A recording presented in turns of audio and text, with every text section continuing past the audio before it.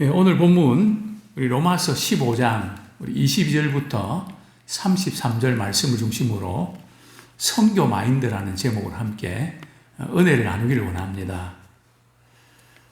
우리가 신앙생활을 하면서 내가 섬기는 교회를 잘 섬기는 것도 참 중요한데 우리는 조금 더 그 범위를 넓혀서 선교 마인드를 갖는 것이 참 중요합니다. 제게 참 감사한 것이 있다면 제가 대학부 시절에 저희 부산에 있는 담임 목사님이 선교사님과 같이 교제하고 또 교회 내에서 선교사님과 더불어서 사역을 같이 했습니다. 그 당시에 이제 OMF 선교사님 같이 이렇게 마산에 결핵 요양소도 가서 봉사활동도 하고 그래서 늘 그분들과 대화도 나누고 같이 기도도 하고 지금도 이렇게 기억에 남는 것은 집을 구하는데 이렇게 돈하고 또 내가 원하는 집하고 이렇게 가격 차이가 나니까 거리에서 손을 붙잡고 기도해 달라고. 그래서 우리가 거리에서 말이죠, 이렇게 둥그렇게 이렇게 원을 만들어서 기도했던 참 우리 선교사님들이 언제 어느 때든지 또 무슨 일이든지 참 주님 앞에 기도하는 그런 모습들을 보면서 살았습니다. 또 서울에 와서는 목동에 한 700명 정도 모이는 그 교회도 선교사님이 중공선교 그때도 이제 오매부 선교사님들이 계셔서 이제 우리 대학부 중고등부 그분이 이렇게 말씀 전하면 부족하지만 제가 좀 눈치껏 통역하고 또 제천 같은 데 가서 여름 성경학교 또 이렇게 하고 또 그분 집에 가서 이렇게 식사도 대접받고 차도 마시면서 그러니까 늘 제 마음속에는 선교 마인드 제가 목회하면서 또 선교에 대한 또 불을 주셔서 참 교회가 여러 가지 어려운 상황 가운데도 선교를 참 뜨겁게 했던 그리고 이제 파송 선교사님 파송 선교사님 또 이렇게 파송하게 되고 또 동아시아 지역에 소명 주셔서 또 거기에 교회도 이렇게 세우면서 그 교회에서 많은 기도와 또 선교 보고를 이렇게 받고 납니다.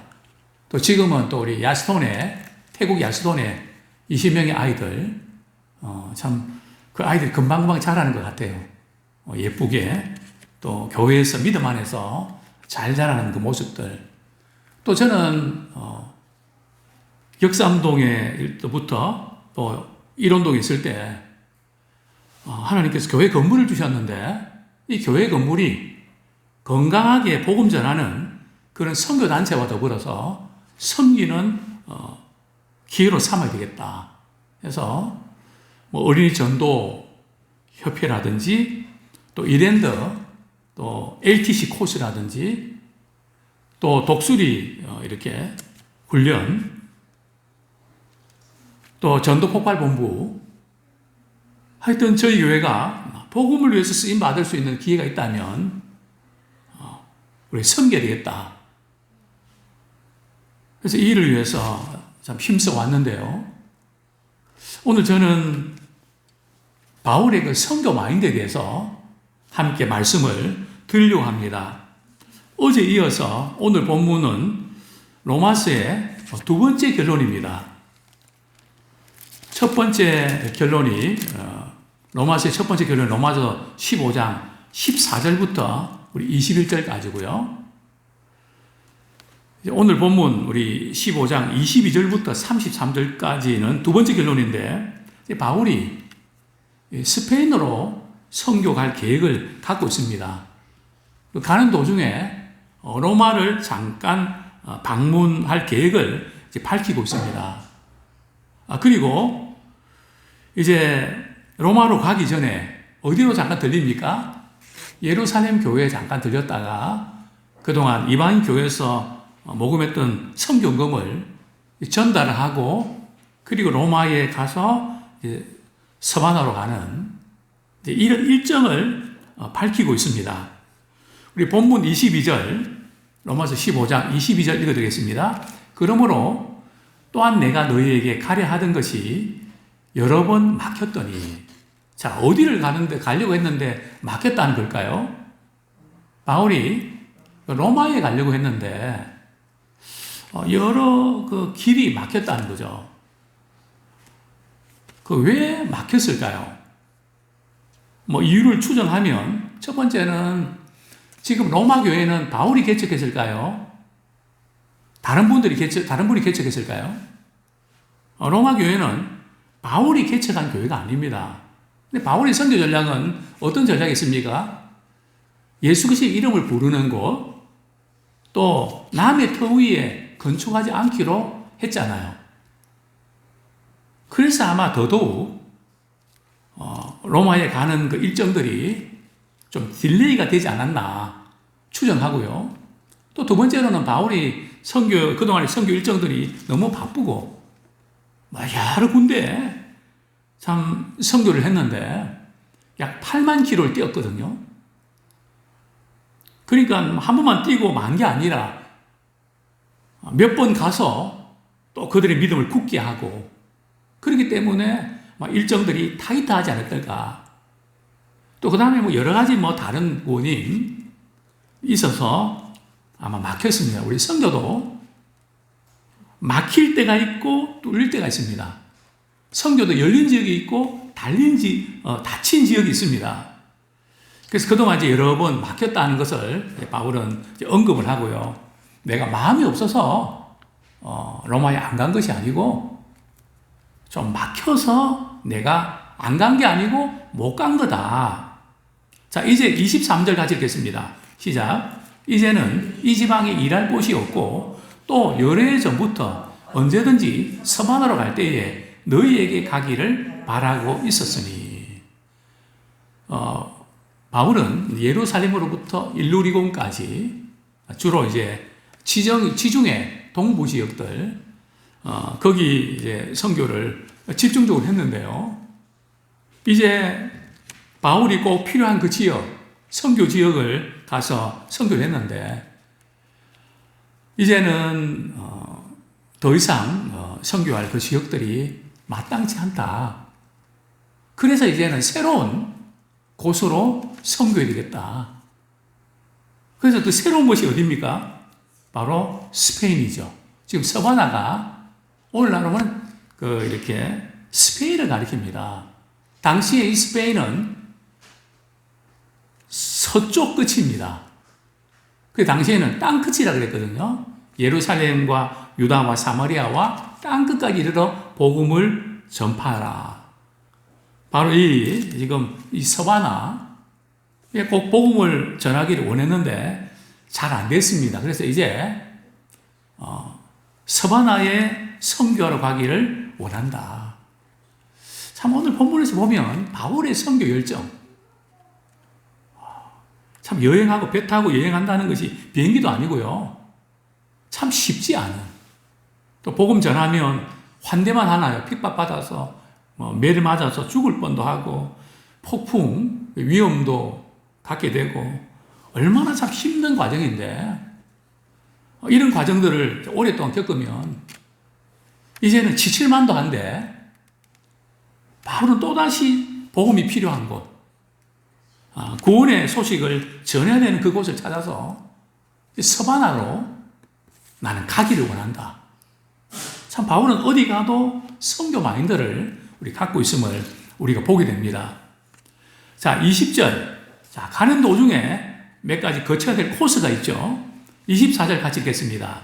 이는 지나가는 길에 너희를 보고 먼저 너희와 사귐으로 얼마간 기쁨을 가진 후에 너희가 그리로 보내주기를 바람이라. 그러니까 지금 바울의 일정을 이렇게 보면 첫 번째 일정은 말이죠. 어디로 가는 겁니까? 예루살렘으로 가는 거죠. 어디서요?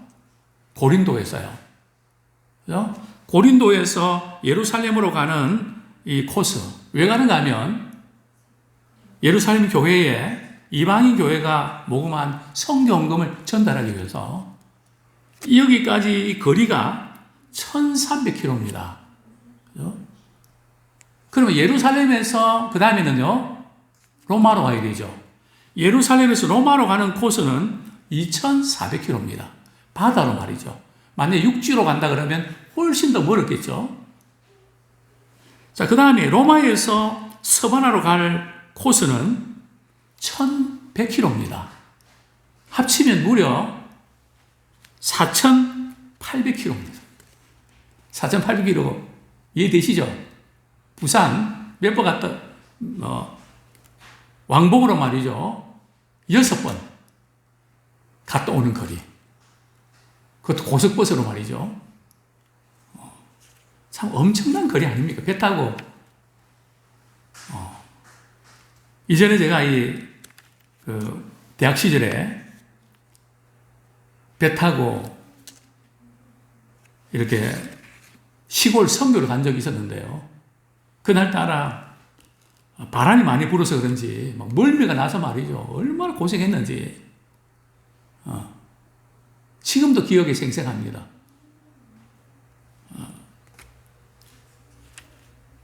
근데 이렇게 머나먼 이 길을 얼마나 지치는 참 그 선교의 열정으로 참 주님이 사랑하는 마음으로 바울이 마지막 순간까지 참 복음의 열정을 태우는 것을 우리는 보게 됩니다. 자, 그런데 여기서 한번 우리가 좀 고민해 볼 필요가 있습니다. 하나님께서, 우리 주님께서 왜 바울을 이방 선교에 부르셨을까요? 물론 이방 선교를 부르신 것은 주님의 뜻이었습니다. 그런데 이방 선교를 하려고 그러면 그냥 가면 되나요? 언어 훈련 없이 되나요? 안 되죠. 막 말씀을 전하는데 못 알아들으면, 자기 나라 말로 전하지 못하면 선교 안 되죠. 근데 바울은 길르기아 다소에서 태어났기 때문에 헬라 말을 아주 능숙하게 합니다. 또 헬라 사람들하고 자주 만나서 익숙합니다. 그러니까 바울이 자라난 배경이 이방 선교를 잘할 수 있는 그런 어떤 환경 가운데서 준비되어 왔다는 거죠. 우리 주님이 쓰실 때도 정반대의 그런 준비도 안 되는데 쓸 수 없는데 이제 부르시는 게 아니라 주님께서는 여러 가지 채널을 통해서 훈련시키시고 준비시키는 것을 보게 됩니다. 자, 그 다음에 우리 25절, 이제 예루살렘에 가는 일정을 우리 잠깐 한번 볼까요? 25절 같이 읽겠습니다. 시작. 그러나 이제는 내가 성도를 섬기는 일로 예루살렘에 가노니.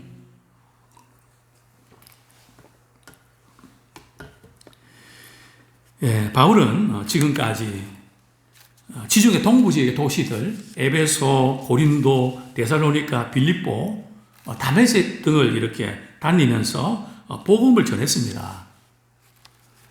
이제 스바나로 갈 계획을 갖고 이제 예루살렘에 도착을 합니다. 그런데 바울은 예루살렘에 있는 교회를 이렇게 방문하면서 상당히 걱정이 있습니다. 한 두 가지 걱정이 있는데요. 첫 번째 걱정은 뭔가 하면 예루살렘 교회, 즉 예루살렘의 교회 유대인들이 말이죠, 바울을 잡아 죽이려고 하는, 즉 바울은 생명의 위협을 느끼고 있었습니다. 그리고 예언자들이 허리띠를 보여주면서 말이죠, 이 주인이 이런 어려움을 당할 거라고 예언을 합니다. 그 주인은 바울이거든요. 그래서 바울이 예루살렘 올라가면 핍박을 당하고 구속당하고 아마 죽을지 모른다 하는 그런 위기가 감돌고 있었습니다. 그래서 바울은 이제 성도들에게 기도를 부탁하죠. 그게 바로 우리 15장 30절에 보면 너희 기도에 나와 힘을 같이 하여 나를 위하여 하나님께 빌어. 31절 같이 읽겠습니다. 시작. 나로 유대에서 순종하지 아니하는 자들로부터 건짐을 받게 하고 또 예루살렘에 대하여 내가 섬기는 일을 성도들이 받을만 하게 하고. 보면은 유대에서 순종하지 아니하는 자들, 말이 이렇게 부드럽게 표현했지만 사실은 바울을 죽이려고 하는 대적하는 무리들, 그 무리로부터 하나님 저를 건져 주십시오. 이를 위해서 기도해 주시면 좋겠습니다. 또 바울이 예루살렘 교회를 방문할 때 두 번째 고민이 있습니다. 그 두 번째 고민이 뭘까요? 우리 31절 하반절에 보면 내가 섬기는 일을 성도들이 받을 만하게 하고. 이게 무슨 뜻일까요? 뭘 받는다는 거죠?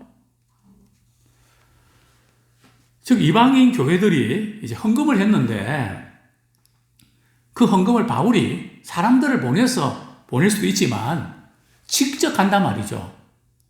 근데 직접 가서 이렇게 전하는데 우리는 이방인들 교회에서 받은 헌금은 우리 받기 싫습니다. 혹시 안 받으면 어떡할까? 그걸 바울이 걱정하는 거예요. 왜냐하면 유대인과 이방인들이 관계가 안 좋거든요. 물론 일부 그리스도인들은 믿음 안에서 극복하지만 어떤 분들은 이 극복이 안 되는 겁니다. 어때 우리 이방인들과 같이 예배를 같이 드릴 수 있냐? 그래서 이방인을 적대감을 갖고 이런 사람이 있기 때문에, 그러면 만약에 정말 그 이방인 교회가 말이죠, 기쁨으로 사랑으로 이렇게 헌금을 했는데 그걸 예루살렘 교회가 안 받았다는 소문이 퍼지면 바울의 입장이 얼마나 난처합니까? 어렵게 모금해서 가져왔는데 안 받겠다고 하니까. 그러면 유대인과 이방인의 관계가 점점 악화되지 않습니까? 바울은 이방인 선교에 주력하고 있는데 뭐 이래저래 낭패입니다. 그래서 참 우리가 생각하면 그 선교금을 이렇게 보내준다는데 왜 안 받습니까? 기쁜 마음, 감사한 마음으로 할렐루야 하면서 받을 텐데 바울은 그 걱정을 합니다. 혹시 그들이 안 받으면 어떡하지? 이게 선교입니다. 그래서 이 일을 위해서 기도해 주십시오.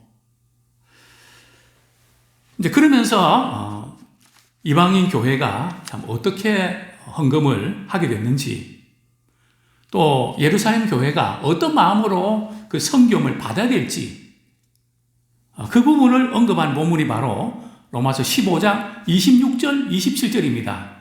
같이 읽겠습니다. 시작. 그러나 이제는 26절 27절 15장 26절 27절 시작. 이는 마게도니아와 아가야 사람들이 예루살렘 성도 중 가난한 자들을 위하여 기쁘게 얼마를 연보하였습니다. 저희가 기뻐서 하였거니와 또한 저희는 그들에게서 빚진 자니 만일 이방인들이 그들이 영적인 것을 나눠 가졌으면 육적인 것으로 그들을 섬기는 것이 마땅하니라. 즉 이방인 교회 성도들이 어떻게 헌금했는가 하면, 왜 헌금했는가 하면 즉 예루살렘에 기근이 있었거든요. 또 예루살렘 교인들 가운데 정말 가난한 분들이 많았습니다. 신앙 때문에 핍박을 받은 그런 분도 있고 뭐 여러 가지 사정상 어려움을 겪는 분들이 많이 있었습니다. 그 소식을 듣고 이제 바울이 이방인 교회에 그 소식을 전하면서 우리가 헌금을 좀 하면 좋겠습니다. 어려움 때에 우리가 그동안 많은 빚을 졌으니까 그들에게 우리가 그 빚을 갚읍시다. 이렇게 헌금을 하게 됐는데 어떤 마음으로 했는가 하면 그들이 기쁘게, 우리가 구제하고 또 선교하고 이럴 때도 제일 중요한 원리는 정말 하나님을 사랑하고 그 영혼을 사랑하는 마음으로 기쁜 마음을 해야 됩니다. 이 나눔은 기쁨을 해야 되고요. 두 번째는 그들에게 빚진 자니. 누구에게 빚졌습니까? 이방인들은 유대인에게 빚졌죠. 뭘 빚졌습니까? 유대인들이 복음을 전해줬거든요. 그래서 복음 듣고 그들이 믿고 구원받았습니다. 그래서 그들은 영적으로 빚진 자입니다. 그래서 우리는 나눌 때에 기쁨과 빚진 자의 의식을 가져야 됩니다. 그래서 이전에 설교할 때 영원한 사랑의 부채자 이런 제목으로 설교한 적이 있는데요. 그렇습니다. 빚진 자의 의식. 그러면서 영적으로 도움을 우리가 드렸으니까 우리가 가진 거, 우리 생활에 필요한 그런 것으로 우리가 나누는 것이 또 그렇게 해서 섬기는 것이 마땅하니라. 주는 자나 받는 자나 참 주 안에서 이런 의식을 가지고 우리가 받고 주는 나누는 것이 필요합니다. 자, 우리 28절, 29절 같이 읽겠습니다. 시작. 그러므로 내가 이 일을 마치고 이 열매를 그들에게 확증한 후에 너희에게 들렸다가 서만하러 가리라. 내가 너희에게 나갈 때에 그리스도의 충만한 복을 가지고 갈 줄을 아노라. 자, 여기 보면 이 열매를 그들에게 확증한 후에 이게 무슨 뜻일까요? 무슨 열매입니까? 이 열매는 이런 의미입니다. 유대인들이 이방인에게 복음을 전파하지 않았습니까? 그래서 이방인 교회가 세워지고 그들이 이제 예루살렘 교회가, 모 교회가 어렵다고 이제 선교금을 거두지 않았습니까? 이렇게 해서 당신들에게, 예루살렘 교회 성도들에게 이 헌금을 드린 이것이 바로 복음의 씨앗을 뿌려서 사랑의 열매를 거둔 겁니다. 당신들이 이렇게 복음을 전했기 때문에 이런 아름다운 열매를 거둘 수 있었습니다. 이것을 예루살렘 교회 성도들에게 선교 보고를 하면서 이것을 참 확증시켜주고 참 이 부분 때문에 감사하는 참 이 선교 이 자체가 이런 아름다운 결과를 만드는구나. 그것을 바울이 직접 찾아와서 예루살렘 교회 성도들에게 확증을 시켜주기를 원했던 겁니다. 그래서 바울은 힘든 코스지만 이제 예루살렘을 직접 방문하게 되는 거죠. 그리고 29절에 보면 내가 너희에게 나갈 때 어디로요? 로마에 방문할 때에 그리스도의 충만한 복을 가지고 가겠다 그랬는데 여기 그리스도의 이 충만한 복이 뭘까요? 우리 로마서 1장을 한번 보겠습니다. 로마서 1장 11절 12절. 바울이 로마를 방문할 때에 바울은 이런 선물을, 이런 축복을 나누고 싶어 했었죠. 로마서 1장 11절 12절 시작. 내가 너희 보기를 간절히 원하는 것은 어떤 신령한 은사를 너희에게 나누어 주어 너희를 견고하게 하려 함이니 이는 곧 내가 너희 가운데서 너희와 나의 믿음으로 말미암아 피차 아니함을 얻으려 함이라. 바울은 로마에 있는 성도들에게 어떤 신령한 은사를 나누어서 그들의 믿음을 견고히 하기를 원했던 것입니다. 그래서 내가 로마에 가서 이러한 충만한 복을 나누면 좋겠다 이런 고백을 하게 되는 거죠. 자, 그 다음에 우리 30절부터는 이제 기도를 부탁하는 겁니다. 우리 30절 한번 같이 읽겠습니다. 시작. 형제들아, 내가 우리 주 예수 그리스도와 성령의 사랑으로 말미암아 너희를 권하노니 너희 기도에 나와 힘을 같이 하여 나를 위하여 하나님께 빌어. 사도 바울은 로마에 있는 성도들에게 이제 권면하는데요. 간곡하게 권면합니다. 어떻게 간곡하게 권면하는지 알 수 있는가 하면 우리 주 예수 그리스도의 이름을 빌어서 그리고 성령께서 부어주시는 사랑으로 권면할 때 중요한 것은 내가 주체가 되면 안 되고 주의 교양과 훈계로 자녀를 양육하고 즉 주님이 중심이 되어서 주님이 기뻐하시는 뜻을 나누는 자리가 되어야 됩니다. 또 두 번째로는 성령의 사랑. 옳고 그런 것을 가르쳐 주는 것도 중요하지만은 성령으로 하나님의 사랑이 흘러넘쳐서 정말 사랑하는 마음으로, 정말 아끼는 마음으로 정말 이렇게 하면 참 좋겠다. 바울이 이렇게 고민하는 걸 보게 되는데요. 그 고민의 내용이 뭔가 하면 너희 기도에 나와 힘을 같이 하여. 바울에게 있어서 최고의 힘은 바울을 위해서, 바울의 선교 사역을 위해서 기도하는 것입니다. 기도하는 것이 최고의 동력이죠. 우리 선교사님들, 또 안식년차 나온 우리 선교사님들, 다른 여러 가지도 많이 필요하지만 힘을 이렇게 보태는 것이 바로 기도입니다. 그래서 나를 위해서 하나님께 기도해 주십시오. 자, 그 다음에 32절, 33절 말씀 같이 읽겠습니다. 시작. 나로 하나님의 뜻을 따라 기쁨으로 너희에게 나아가 너희와 함께 편히 쉬게 하라. 평강의 하나님께서 너희 모든 사람과 함께 계실지어다. 아멘. 지금 이제 기도 내용인데요. 바울이 로마 교회를 방문할 때에 하나님의 뜻을 따라 기쁨으로 여러분의 있는 곳을 방문하기 원합니다. 그래서 너희와 함께 편히 쉬게 하라, 이것은 말이죠. 참 바울과 로마에 있는 성도들이 만나서 정말 기쁘고 정말 감사하고 편안하고, 여기 편히 쉬게 한다는 것은 바울이 로마에 있는 성도들과 함께 재충전을 받기 원한다는 겁니다. 참 우리 선교사님들이 이렇게 나오셔서 좀 충전을 받아야 되거든요. 저희 교회도 우리 안식년차 오신 우리 선교사님 계신데 계속 제가 물어봅니다. 재충전을 위해서 때로는 여행도 필요하고 휴식도 필요한데 시간이 어떠냐. 좀 내려놓고 충분하게 휴식하면서 새로운 환경과 새로운 또 음식과 새로운 또 이렇게 일들을 이렇게 하면서 충전받는, 좀 편히 쉬게 하라.